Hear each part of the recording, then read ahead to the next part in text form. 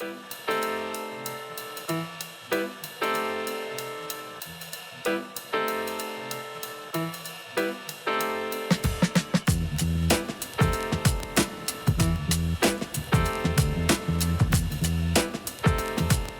conseil de surveillance a le pouvoir d'agir sur le dividende qui est versé aux actionnaires et aux actionnaires salariés. Et comment ce pouvoir s'exerce-t-il?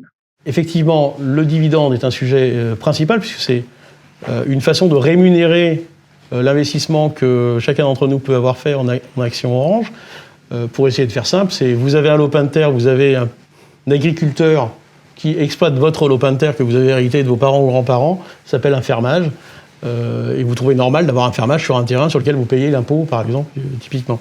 Et donc là, c'est à peu près du même ressort. Hein, c'est quand l'entreprise a les ressources financières qui lui permettent, au vu du résultat de l'année, payer des dividendes. Il est normal que l'entreprise paye des dividendes à ses actionnaires. Bien évidemment, ces dividendes ne peuvent pas être complètement dingues. Il ne faut pas s'endetter pour payer ces dividendes. Et bien évidemment, ils ne doivent pas être en concurrence avec, typiquement, ce qu'on appelle les investissements ou les charges courantes de l'entreprise. Le fonds commun de placement, bien évidemment, il agit sur le dividende, puisqu'il a la possibilité de voter pour ou contre les propositions de l'entreprise, et il a, comme je le disais tout à l'heure, la possibilité de présenter des propositions de résolution.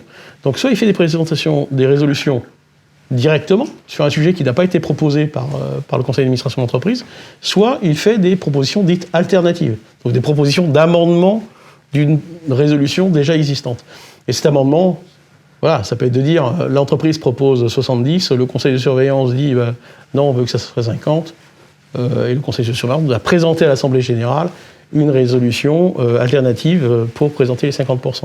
Ce qu'il faut bien avoir en tête quand même, quand on joue à ce petit jeu-là, c'est pas anodin. On a eu l'expérience récente d'une baisse du dividende alors que l'exercice 2019 avait été normal. Et je vous rappelle que le dividende, c'est la rémunération de l'année précédente, hein, pas de l'année à venir.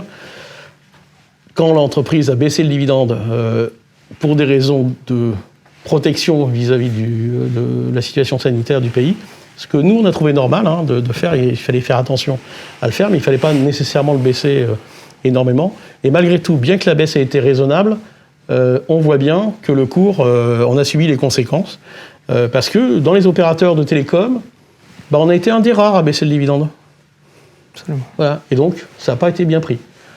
Maintenant, les résultats du T3 et l'annonce qu'a fait Stéphane Richard montrent qu'on est reparti vers un 70 centimes.